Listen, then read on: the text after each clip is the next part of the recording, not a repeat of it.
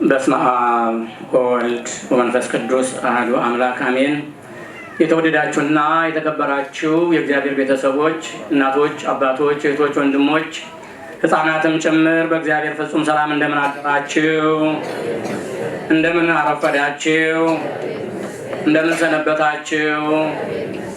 ቸርነቱ የማያልቅበት የአባቶቻችን አምላክ ልዑለ ባሕርይ እግዚአብሔር በእድሜያችን ላይ እድሜ በጤንነታችን ላይ ጤንነት ጨምሮ ለዚች ዕለት በሰላም በጤና በሕይወት እንኳን አደረሳችሁ እንኳን አደረሰን። አሁን እንግዲህ ቅዳሴያችን አገባደናል። ወደ ፍጻሜው ነው። ቀሪ ፕሮግራሞቻችን አሁን የመጀመሪያው የእመቤታችን ተአምር እናሰማለን። ከዚያ ወደ ዕለቱ የሰንበት ትምህርት ቤት መዘምራን እንሄድና አጠር ያለ የዕለቱን ትምህርት የበዓሉን ትምህርት ትንሽ ባጭሩ እናዳምጥና የዕለቱ አገልግሎታችን ፍጻሜ ይሆናል ማለት ነው። አሁን የደከማችሁ ተቀምጣችሁ የበረታችሁ ቁማችሁ የእመቤታችንን ተአምር እንድታደምጡ እንጋብዛለን። በስመ አብ ወወልድ ወመንፈስ ቅዱስ አሐዱ አምላክ እሰግድ ለኪ እሰግድ ለኪ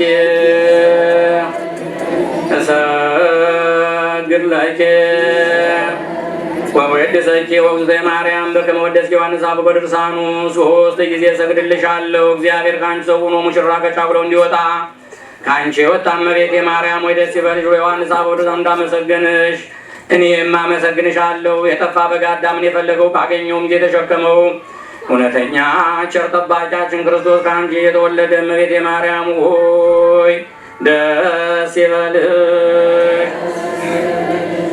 እግዚአብሔር በደይን የጣላት የሔዋን ጽኑ የሚጎዳ ማሰሪያዋ በአንቺ የተቆረጠላት እመቤቴ ማርያም ሆይ ደስ ይበልሽ።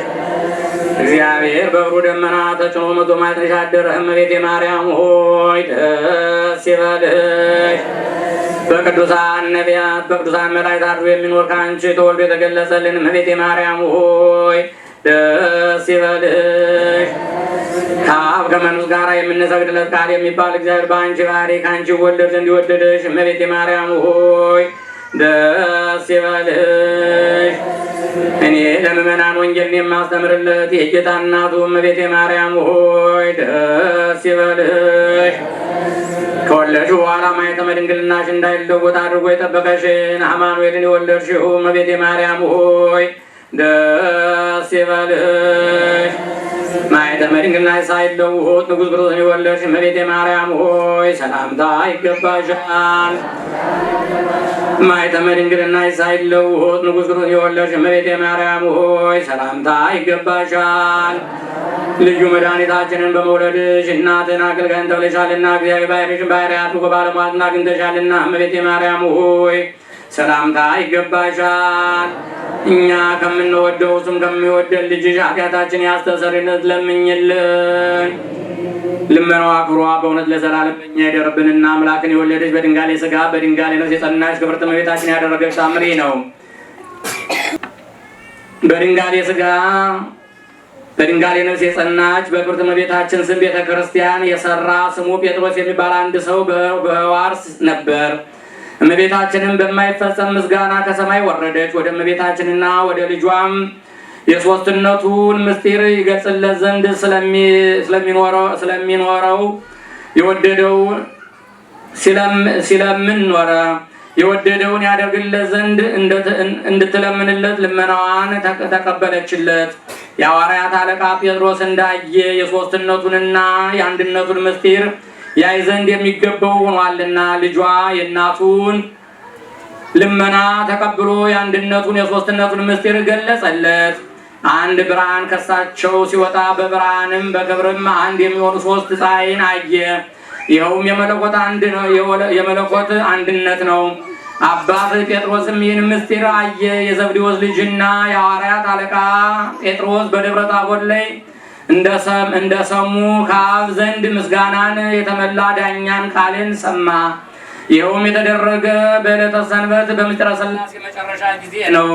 በቅዳሴም መጨረሻ ታቦቱን ደመና ጋረደችውና በታቦቱ ላይ ባለ በጻይሉ ላይ መልኩ ያማረ ልጅ አብም በሱ ህልው ሆኜ ልመለክበት የወደድኩት ልጄ ይህ ነው እያለ ከደመና ውስጥ ወደ ሕፃኑ በጣቱ ሲያመለክት አየ። የከበረ ህብስቱን በቆረሰው ጊዜ ህብስቱንም ወደሚቀባበት ቦታ በደረሰ ጊዜ ገምሶ ቆረሰውና ከመካከሉ የደም ምንጭ አጎረፈ። ከደሙም ብዛት የተነሳ ታቦቱና ንዋየ ቅድሳትም ሁሉ ራሰ። ያንንም ጽዋ በባረከው ጊዜ በውስጡ ያለ ጣቱ በደም ታለለ። ይኸውም የሆነ እግዚአብሔር ቃልን በወለደች በእመቤታችን ቤተ ክርስቲያን በከበረ በተስካሯ ቀን ነው።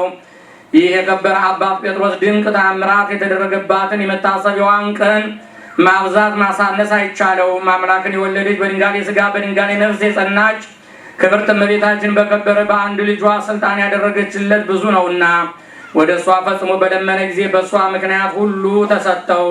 ደጅ በጸፋ ጊዜ በአማላጅነቷ ተከፈተለት።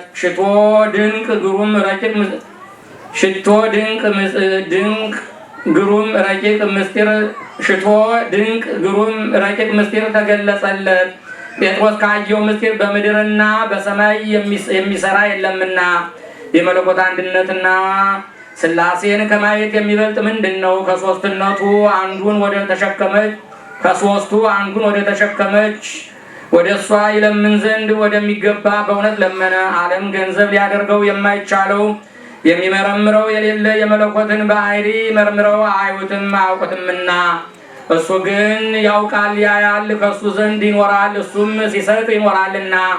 በድንጋሌ ሥጋ በድንጋሌ ነፍስ የጸናች ክብርት እመቤቴ ሆይ ከአንቺ ዘንድ ሽቶ የወደደውን ሁሉ ያላገኘ ማን ነው?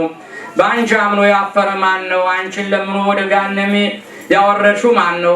ወደ ሰርግ ቤት ወደ መንግሥተ ሰማያት አገባሽው እንጂ። እመቤቴ ሆይ አጽንቶ ወደሚወድሽ ወደ ባሪያሽ ፈጥነሽ ትመጭ ዘንድ እንለምንሻለን። እሱ እንደወደደሽ ለዘላለም በእውነት ምስክር ሆኜው ልመናዋ ክብሯኝ ለእኛ ለዘላለም በእውነት ይደርብን፣ አሜን። የእናታችን የእመቤታችን በረከቷ ልመናዋ ረድኤቷ አይለየን። በሰላም ያሳደረን በሰላም እንዲያውለን ከበዓሉ ረድኤት በረከት ይክፈለን፣ አሜን። አቡነ ዘበሰማያት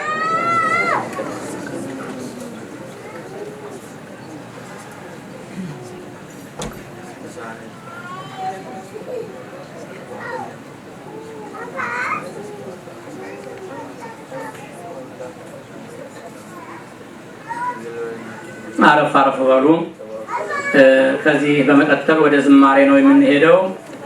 የደብራችን የአምደ ሃይማኖት ሰንበት ትምህርት ቤት መዘምራን ወደዚህ ወደ መድረኩ ጠጋ ጠጋ በሉና የዕለቱን ያዘጋጃችሁትን ዝማሬ እንድታቀርቡ እንጋብዛለን። ከዚያ በመቀጠል ወደ ዕለቱ ትምህርት እንሄዳለን።